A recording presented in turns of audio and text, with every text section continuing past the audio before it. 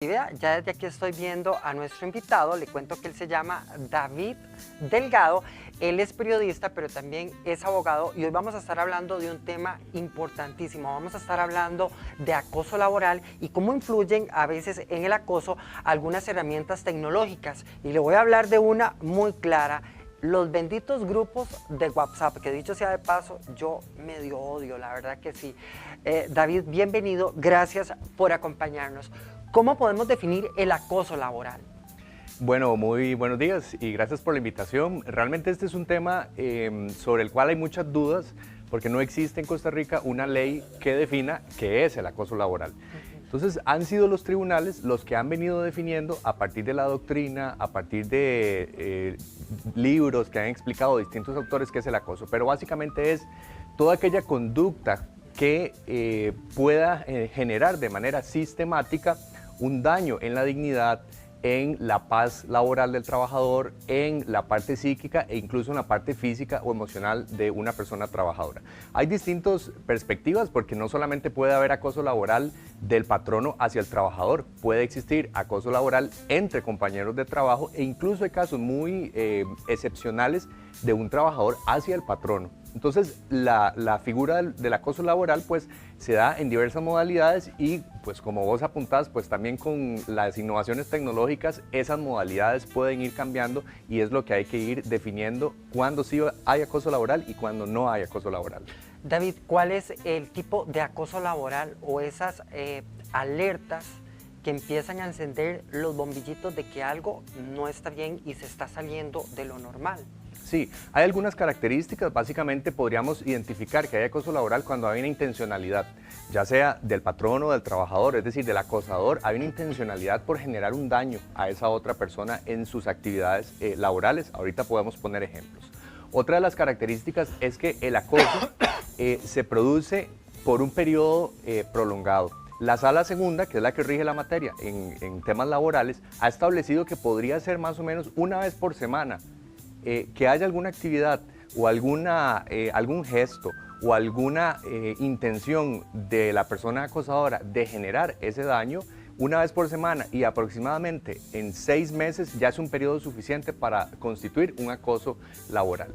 Otros doctrinarios e incluso la Organización Internacional de Trabajo ha establecido que solo una vez que se genere una intención de daño hacia la persona ya podría constituir acoso.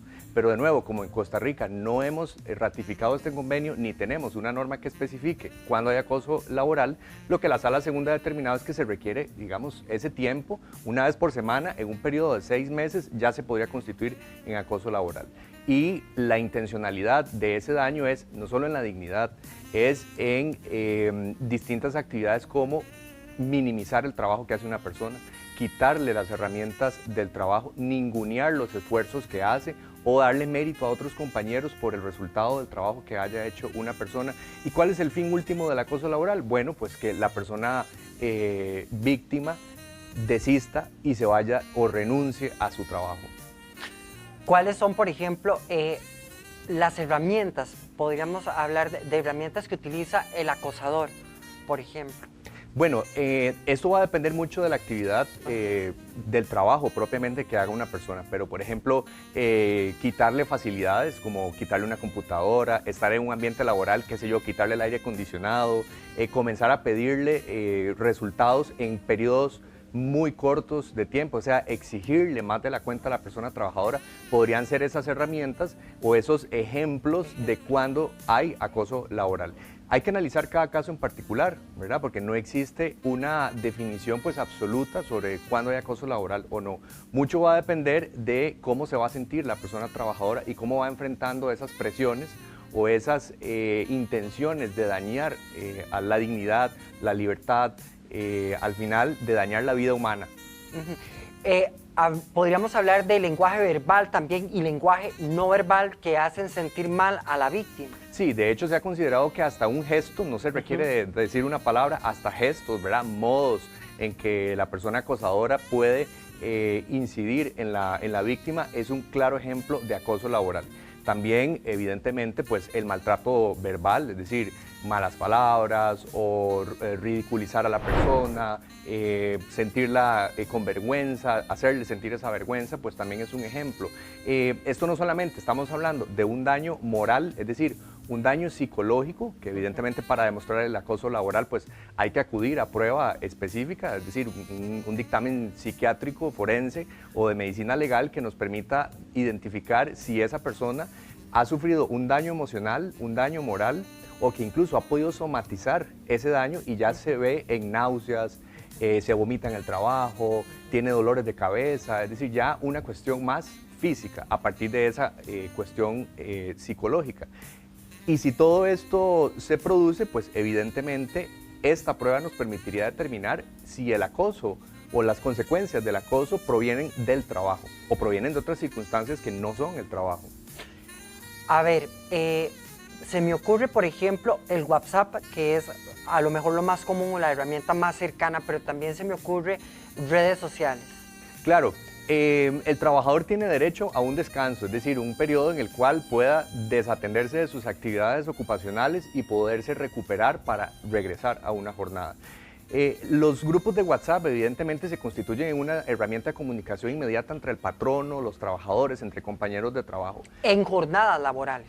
Pero no por sí mismo, si esos grupos siguen activos, porque evidentemente si usted sale a descanso, los grupos ahí van a permanecer, ¿verdad? Lo que habría que tener claro por parte de las empresas es una política que defina cómo vamos a manejar la comunicación con los trabajadores en sus periodos de descanso, fuera de jornada. Es decir, podría apagar o silenciar el grupo sin que se le exija una respuesta si le preguntaron algo, ¿verdad? Pero depende mucho de la actividad para la que se dedique la persona trabajadora. Es decir, en servicios donde es urgente que el trabajador, aunque esté en descanso, dé una respuesta para que los servicios de la empresa a la que trabaje puedan dar continuidad, pues evidentemente eso no es acoso laboral. Es decir, si hay grupos de WhatsApp, pero en estos grupos de WhatsApp se mantiene el respeto hacia la libertad, hacia la dignidad, hacia el descanso de la persona, no por sí mismo el hecho de que el patrón o los compañeros de trabajo hagan contacto fuera de jornada implica un acoso laboral.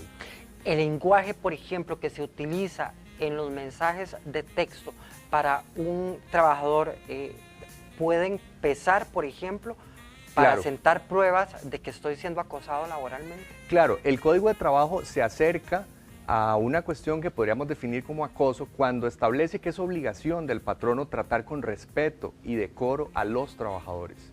Y evidentemente el lenguaje que se utiliza en correos electrónicos, en mensajes de WhatsApp, tiene que ser en el marco del respeto hacia el compañero de trabajo. Obviamente las faltas de respeto, mensajes pasados de tono, con doble sentido, que incurran hacia lo que el código también establece, la injuria hacia el trabajador, pues evidentemente podrían acarrear una responsabilidad no solo del patrono, sino de la persona que incurra en este tipo de lenguaje. David, yo creo que los límites, el respeto y a partir del respeto los límites entre las partes van a jugar un papel fundamental. Yo alguna vez recuerdo que un jefe me enviaba mensajes a la 1 o 2 de la mañana porque esta persona no podía dormir, entonces creía que a esa hora podría estar enviando mensajes y yo nunca respondí ningún mensaje de estos hasta las 8 de la mañana que llegaba al trabajo. De alguna forma yo di un mensaje y puse un límite también. Claro, aquí lo importante es que las empresas tengan su propia política de prevención del acoso, ¿verdad? Porque no existe todavía esa norma. En la Asamblea Legislativa hay un proyecto que es el que está más avanzado, pero aún no se ha aprobado y por lo tanto nos mantenemos con estas características que ha establecido la jurisprudencia. Contestar o no un mensaje de texto, pues obviamente va a depender de la urgencia o la necesidad, dependiendo del trabajo que usted desempeñe. Imaginémonos, bueno, el clásico ejemplo de los periodistas, que a veces a la 1 de la mañana puede ser que llegue un mensaje, pero es una urgencia, es una situación excepcional donde se requiere que el trabajador esté de ahí. Yo me hacía dormido.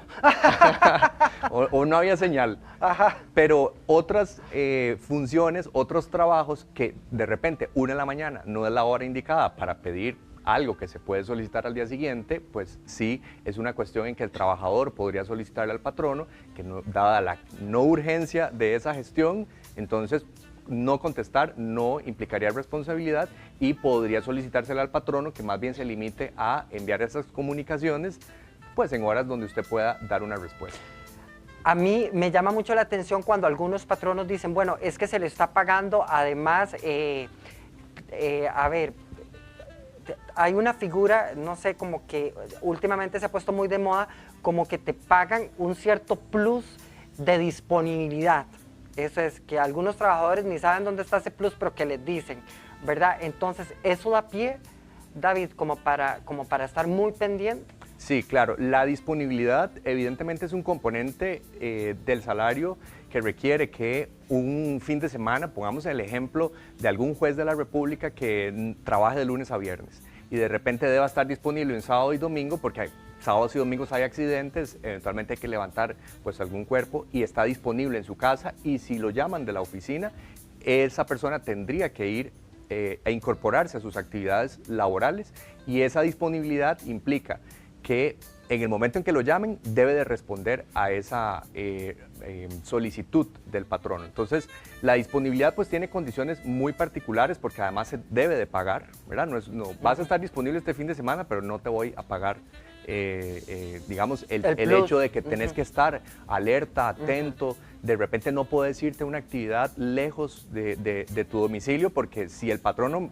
llama hay que responder. Entonces son características distintas de solicitarle al trabajador pues que no tenga una disponibilidad, presentarse al trabajo porque hay una necesidad y la correspondencia es, bueno, pagarle las horas extras o el tiempo que haya invertido en cuestiones fuera de esa jornada.